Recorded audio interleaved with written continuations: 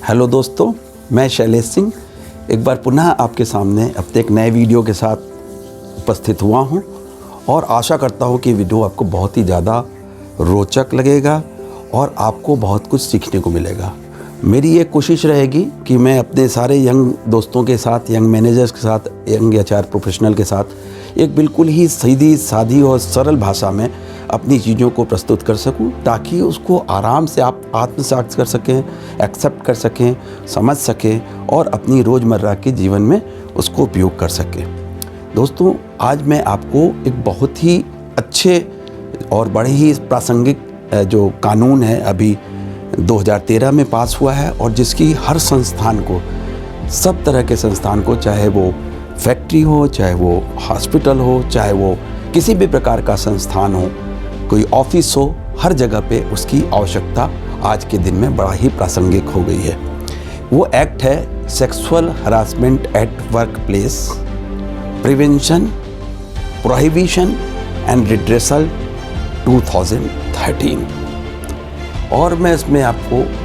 एक एक्ट का उद्गम किस प्रकार से हुआ उसके बारे में एक कहानी के माध्यम से बताने का प्रयास करूंगा, ताकि आप उसको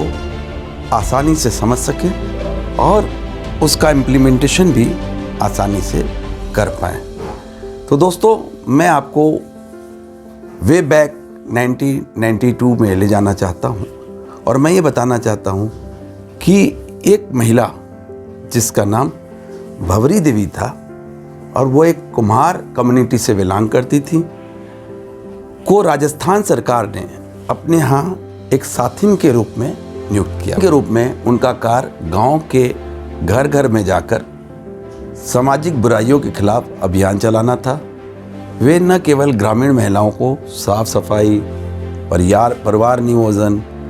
और गर्ल्स एजुकेशन के फायदे में बताती थी, बल्कि समाज में फैली सामाजिक बुराइयों जैसे अबॉर्शन है, डावरी है, चाइल्ड मैरिज जैसी कुरीतियों के बारे में भी शिक्षित करती थी। हम आपको एक बात और बताना चाहते हैं कि राजस्थान में बाल विवाह एक बहुत ही पुरानी परंपरा रही है और हजारों बच्चे हर साल बहुत ही कम उम्र में ब्याह दिए जाते हैं। सन 1992 में साथी के रूप में भंवरी देवी ने मात्र एक 9 महीने की बच्ची को रेस्क्यू किया था और उसकी शादी रुकवा दी थी, जिससे उन्हें समाज के एक प्रतिष्ठित वर्ग का गुस्से का सामना करना पड़ा, बल्कि सेक्सुअल असॉल्ट, यौन हमले का भी उन्हें शिकार होना पड़ा था।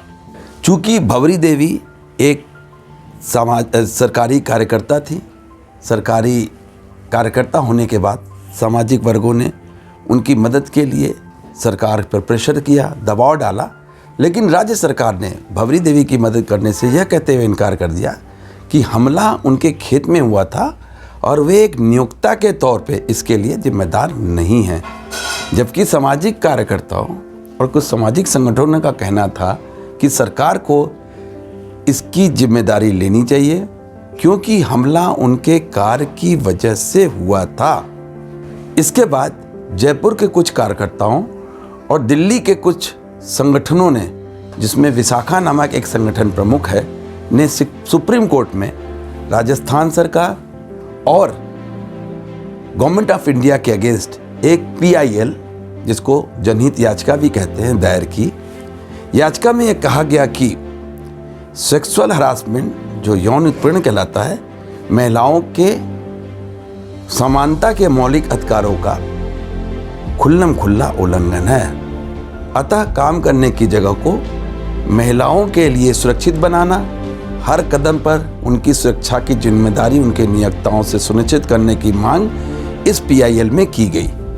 ताकि महिलाओं के राइट टू इक्वलिटी यानी समानता के उनके मौलिक अधिकार की रक्षा सुनिश्चित की जा सके। भंवरी देवी के केस के तथ्यों के आधार पर, जो कि PIL दाखिल की गई थी Vishakha versus state of Rajasthan 1997 में, उसमें सुप्रीम कोर्ट ने एक बहुत ही लैंडमार्क जजमेंट दिया और उसमें गाइडलाइंस, लीगल गाइडलाइंस जारी की, जिसमें उस गाइडलाइंस को जारी करते हुए सुप्रीम कोर्ट ने यौन उत्पीड़न जो सेक्सुअल हरासमेंट है को महिलाओं की समानता के मौलिक अधिकारों का उल्लंघन माना और समस्त वर्क प्लेस इस्टेब्लिशमेंट एवं जितने भी इंस्टीट्यूट थे जहां महिलाएं काम करती थे को इस फंडामेंटल राइट जो कि समानता के मौलिक अधिकार को बनाए रखने की जिम्मेदारी एम्प्लॉयर की बताई। 2013 में गवर्नमेंट ऑफ इंडिया ने एक कानून पास किया जिसका नाम sexual harassment of women at work place prevention prohibition and redressal act 2013 रखा गया, जिसके अंतर्गत प्रत्येक नियोक्ताओं को महिलाओं के समानता के मौलिक अधिकारों की रक्षा की जिम्मेदारी दी गई ताकि उनके सम्मान की रक्षा करते हुए राष्ट्र के उत्थान में उनकी सहभागिता बढ़ाई जा सके। The sexual harassment of women at workplace act 2013 में विशाखा गाइडलाइंस द्वारा सुप्रीम कोर्ट ने जो रिस्पॉन्सिबिलिटी नियोक्ताओं को सुनिश्चित करने हेतु कहा था उससे ही और ज़्यादा आगे बढ़ाते हुए इस एक्ट में महिलाओं के समानता के मौलिक अधिकार एवं उनके गौरव की रक्षा की जिम्मेदारी उनके संस्थान द्वारा सुनिश्चित करने हेतु नियोक्ताओं के 3 मुख्य दायित्व निर्धारित किए गए। Number 1 prohibition, number 2 prevention and number 3 redressal. उक्त तीनों मुख्य बिंदुओं द्वारा नियोक्ता से आकांक्षा की गई कि महिलाओं के वर्क प्लेस पर समानता के अधिकारों को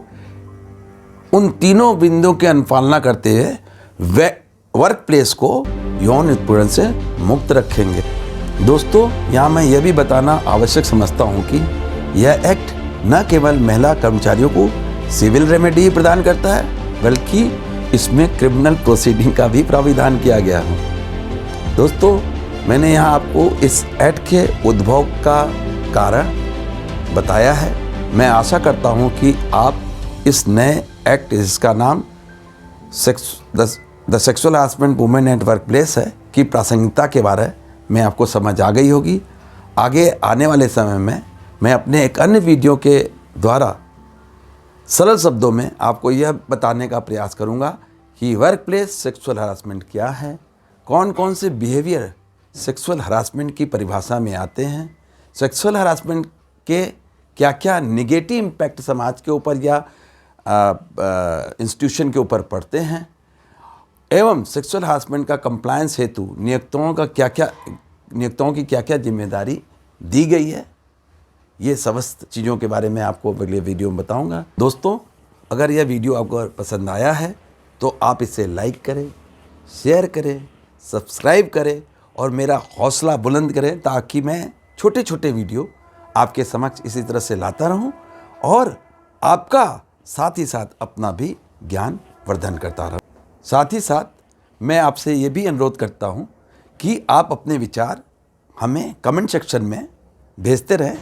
ताकि उसी के अनुरूप हम आपको आपके ज्ञान में और आपके रोज़मर्रा में आने वाली प्रॉब्लम के निदान में सहभागी बने, आपका सहयोग कर सके। धन्यवाद।